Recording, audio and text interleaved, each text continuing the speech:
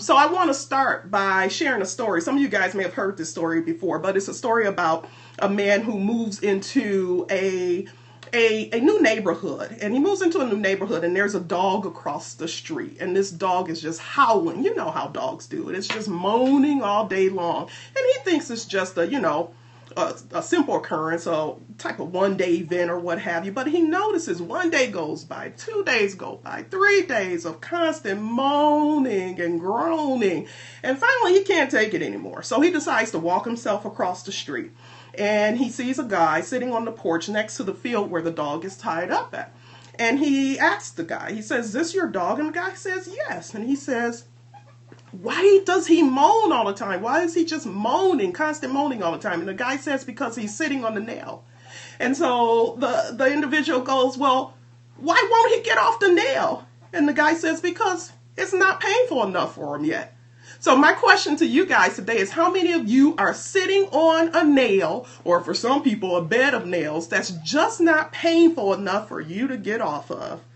You know, one of the most important things that you can do to tap into your personal power is to understand the concept of pain and pleasure in your life. And I see Sheila Green is inviting followers, and you guys on Periscope and Facebook, feel free to invite followers as well. But one of the most important things, I want to repeat that, is just that you can do to tap into your personal power is to understand the concept of pleasure and pain. Know that every choice you make in life, every motivation you make, every decision you make in life is to do one thing: to seek pleasure or to avoid pain.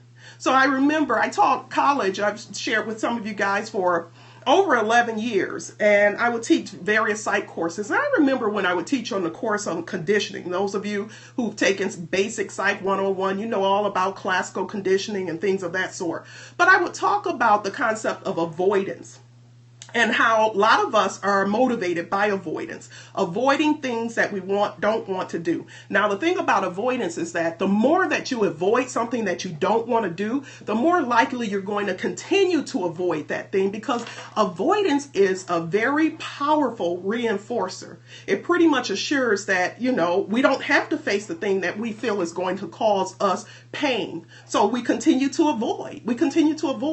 And so I think about all the different aspects of the clients and the patients I've seen and the groups that I've conducted over the years who use avoidance, the avoidance of pain, as their primary motivator in life. Like I've heard people say they desire to travel the world, but they're afraid of flying, so they don't fly.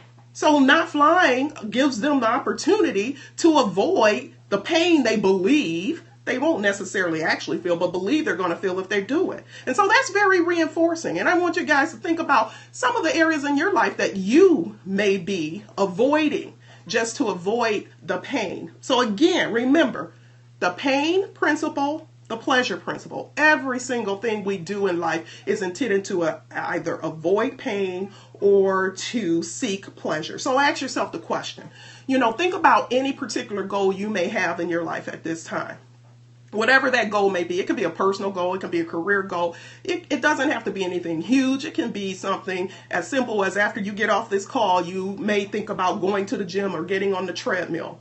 But ask yourself, will achieving whatever that goal is, fill in the blank, will it provide you with pleasure or help you to avoid pain? And some of you may say that they're one and the same.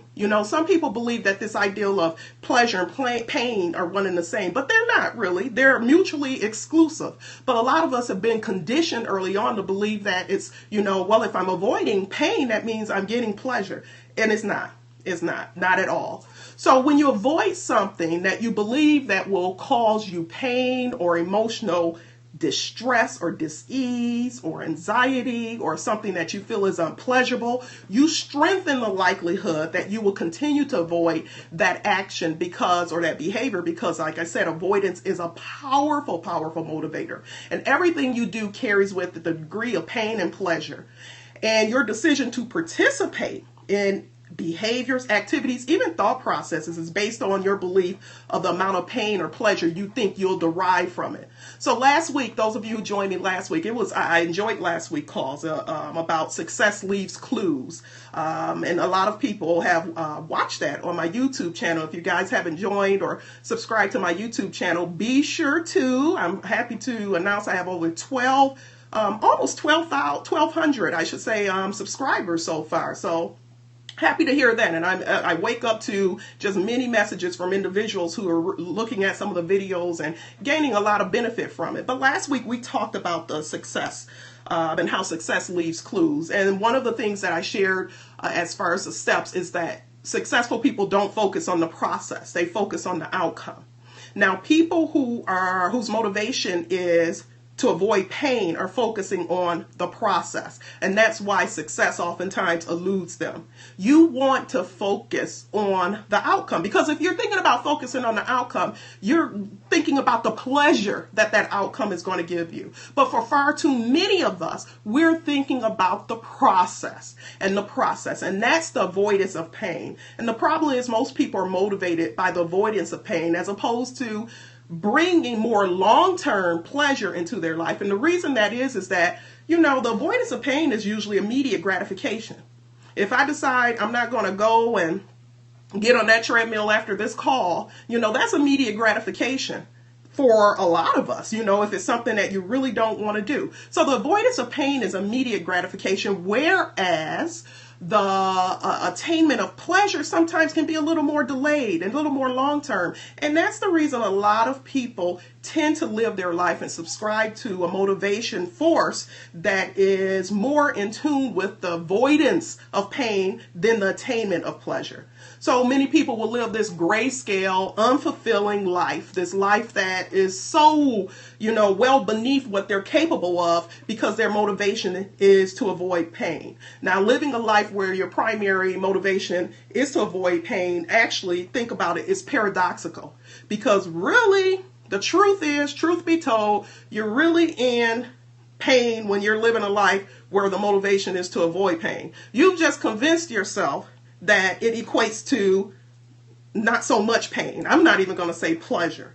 So I found that these individuals who live their life and subscribe to, I'm just avoiding pain, that's their main motivation, they're just in a state of low-grade pain for so long that it's become their norm. And I've said this before, anything we do long enough, any dysfunctional situation, relationship, whatever we do not long enough becomes a norm. It starts to just become the norm to you, and everybody else could be looking like, what the heck is wrong with him or her or what have you? But you've been doing it for so long, it becomes a norm. So just because you say to yourself, well, this isn't causing me pain, understand there's a pain aspect in there, and there's a pain principle. It's just become so low grade that you don't even realize it. And that's why sometimes we got to step outside of ourselves and really do an honest inventory and evaluation. So think about it. Some of you right now are going to jobs that you hate. Jobs that you absolutely despise, and you're going day in and day out.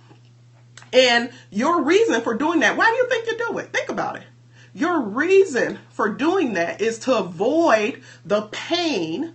You think it's going to this job that you really don't like is going to be less painful than the fear of stepping away from it and losing the security of a job. Or losing the security of a paycheck every week. Like if you're in business for yourself like I am, one of the aspects of that is that sometimes pleasure, the attainment of pleasure from that employment takes a little while. It may take a little while, but it had to become more pleasurable for me to be able to kind of call my own shots than the fear of, oh my God, what if I walk away and I don't have this consistent check coming in every 2 weeks. So some of you going to jobs every day, you're in pain. Some of you, and you just, again, you've been doing it for so long, 20, 30 years, some people 10, 15 years. Some of you in relationships, some of you in these relationships that are not going anywhere. Had a conversation with someone yesterday who discussed the relationship she's in, and she's still waiting and waiting and waiting, and the person isn't even available for her. But you know what? The pain of walking away from a relationship for many people is more frightening, than the thought of, just the thought of being lonely is more frightening for them than the thought of attaining pleasure by really making yourself available for someone who's available for you. Being, or holding some type of addiction. Think about that. People who have addiction, the addiction is painful. It causes a lot of problems in relationships and career, and just their whole personal sense of self. But it's not as painful as the fear that they may have of, I may have to adopt new coping strategies. Or the fear that they have of, I'm going to have to really face these demons that led to this addiction after all. So anything we can talk about, the loss of weight, losing weight, which is a big thing in January, the start of a new year, or anything, not just even giving your passion a chance, whatever that passion is in your life. Some people don't give their passion a chance because they don't see it as painful as trying and perhaps not succeeding. What will people think? What will people say if I fail? For some people, that's more painful than doing and going after what's going to give you long-term pleasure. So the things I want you to think about in this Transformation Tuesday today. Number one, I want you to get honest with yourself. Get honest with yourself. Is your behavior, is the primary motivation of your behavior in life, is it motivated by the avoidance of pain or by the acquisition of pleasure? I mean, seriously, get honest with yourself. And if you're not able to get honest with yourself, because sometimes in life we are in a position where we can't be honest with yourself, ask some people whose opinion you trust, because they'll tell you the truth. Some of your friends, some of your family members who are just looking like this person is not living up to their full potential, or why, are they allowing themselves to be in this situation, this relationship that demeans them?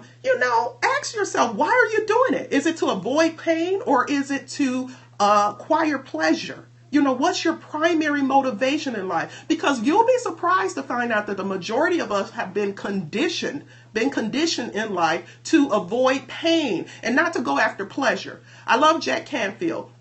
He's one of my favorite motivational individuals, and I love his perspective out there. And I remember listening to him speaking once and talking about how he got to the point once he had to recondition what he learned growing up and understand that it's nothing wrong with wanting success in life and wanting pleasure in life, that he would tell his kids, if it's not fun, we ain't doing it.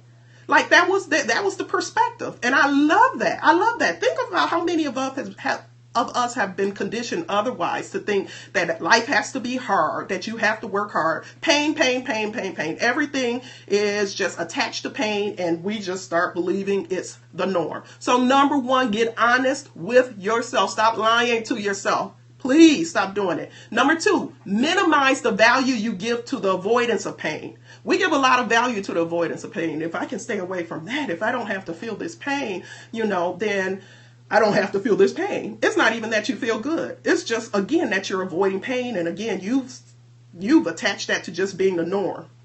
So like I said last week, stop focusing on the process. Stop focusing on the process and stop giving value to the avoidance of pain. And lastly, I want you guys to keep in mind, anything learned can be unlearned. Anything learned can be unlearned. So again, when I taught basic conditioning in college to the college students, one of the things that I taught them is that even basic animals, those of you who have pets, you can teach them behavior and you can unteach them behavior. We have a little more brain capacity. Okay, we have a little bit more brain capacity than your typical pet. So anything we've learned, even if we've learned it from family members who were well-intending, everything that you learn from family members, community, culture, does not necessarily mean it's right for you. So anything learned that's not working for you, that's detrimental to your growth and success, can be unlearned. So this is basic conditioning.